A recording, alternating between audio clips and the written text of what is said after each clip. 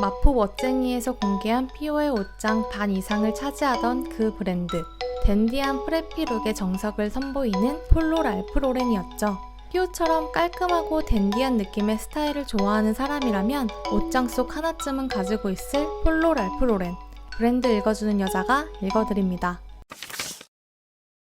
아메리칸 드림 그 자체를 만들었다고 해도 과언이 아닌 랄프 로렌의 유년 시절은 사실 그리 밝지만은 않았어요. 로렌은 1939년 뉴욕 프롱크스에서 러시아계 유대인 이민 가정에서 태어났는데요. 로렌의 어머니는 그의 세 아들 중 한 명이 랍비가 되길 원했다고 하지만 그의 관심사는 따로 있었어요. 유대인으로 태어났지만 그의 머릿속엔 백인 상류 사회에 대한 동경이 가득했거든요. 학창시절 고등학교 졸업 앨범 속 꿈을 적는 칸에 백만장자로 써냈다는 일화는 유명하죠. 그렇게 그는 종교보다는 경제적인 성공에 대한 열망이 매우 강했습니다. 그의 성은 원래 리프시츠였는데 백인 상류계층인 앵글로색슨의 느낌을 주기 위해 그와 그의 형은 성을 로렌으로 바꿉니다. 그리고 미국에서 성공할 수 있는 방법에 대해 계속 고민을 하게 되었죠. 넉넉지 못한 가정 형편이었지만 그가 포기 못한 건 패션이었어요. 그는 늘 항상 카키색 치노 팬츠와 옥스퍼드 셔츠를 잘 다려서 입고 다니는 걸 즐겼어요. 비싼 옷이 아니더라도 남들과 차별화된 스타일을 맞춰 입는 날엔 기분이 좋아졌다고 얘기합니다. 그때 로렌은 자신뿐만 아니라 상류사회를 동경하는 사람들이 존재할 것이라는 확신이 있었고 부자처럼 입는 법을 알아낸다면 정말 부자가 될 수 있을 거라고 생각했어요. 가정 형편 때문에 패션에 대한 전문적인 교육을 받지 못했지만 17이라는 이른 나이에 패션업계 실무에 뛰어들게 됩니다. 의류 브랜드 매장에서 판매원으로 일을 하기 시작한 것인데요. 그때 의류 매장의 교환, 환불 업무를 진행하면서 사람들의 좋고 싫은 취향을 배울 수 있었다고 얘기했어요.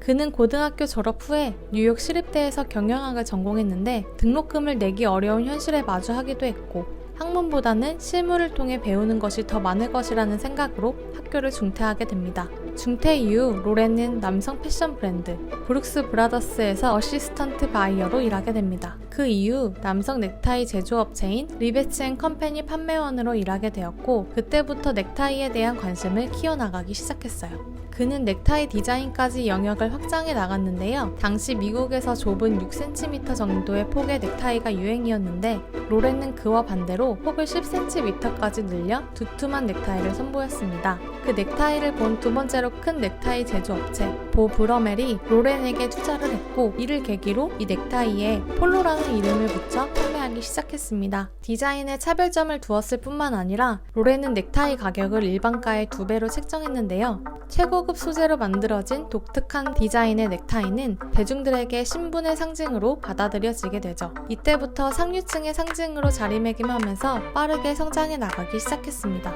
상류층을 동경했던 랄프 로렌의 꿈이 이루어지기 시작한 거죠. 넥타이로 큰 성공을 거둔 로렌은 브룩스 브라더스의 사장 로먼 힐튼의 지원을 받을 수 있었고 폴로 패션이라는 회사를 차리게 됩니다. 그 이후 랄프 로렌은 본격적으로 남성복 라인을 확장하게 됩니다. 아이비리그 스타일의 프레피룩 스타일로 디자인에 차별점을 주었고 셔츠와 바지, 슈트까지 품목을 다양화하면서 폴로는 점점 커가게 되었어요. 폴로라는 브랜드 네임 자체는 스포츠 이름에서 따왔는데요. 1962년 인도에 파견되었던 영국 기병이 말을 타면서 자루가 긴 나무 망치, 말렛으로 공을 몰면서 골을 넣는 게임인 폴로 경기를 영국으로 도입하게 되었는데 이 폴로 경기는 당시 상류층이 즐기는 스포츠로 자리매김했죠.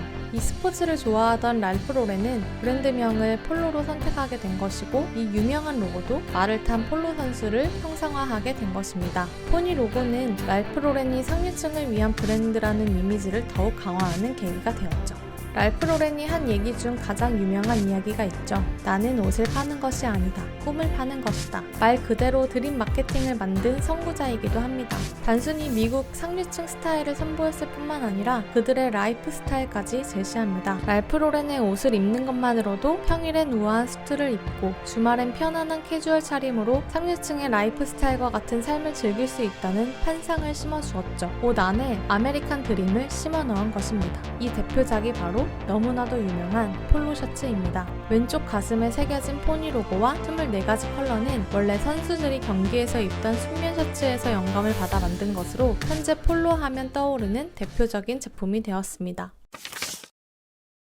개츠비와 랄프 로렌은 떼놓고 설명할 수 없는데요. 우리 머릿속에 있는 유명한 자를 탄생시킨 레오나르도 디카프리오의 개츠비 이전에 위대한 개츠비가 최초로 영화화되던 때가 있었어요. 그때 배우 로버트 레드포드가 개츠비 역할을 맡았었는데 영화 속에서 입고 나오던 옷이 바로 랄프 로렌입니다. 소설 속 전례 없던 호황을 누렸던 1920년대 시대 배경에 랄프 로렌의 상상력을 더해 개츠비의 패션을 생생하게 재현하기 시작했습니다. 블랙 턱시도와 보타이, 화이트 팬츠와 스트라이프 셔츠, 어깨에 걸치는 가디건, 꽈배기 니트는 2020년대를 살아가는 지금 봐도 전혀 촌스럽지 않은 스타일링이죠.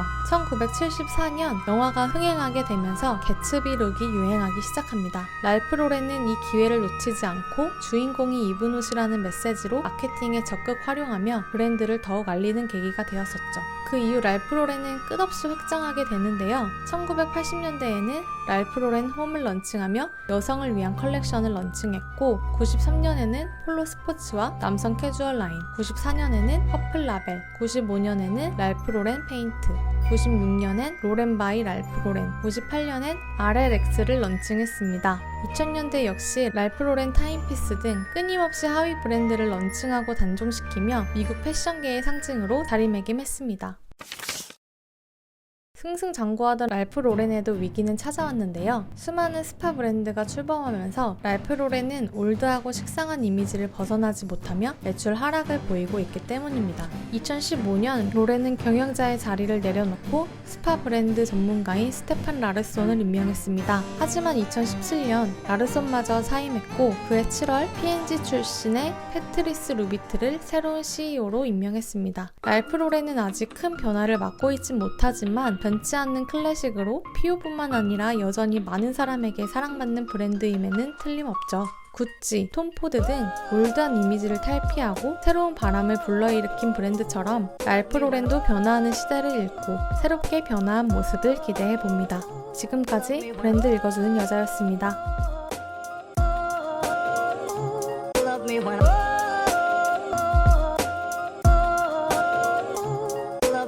Love me.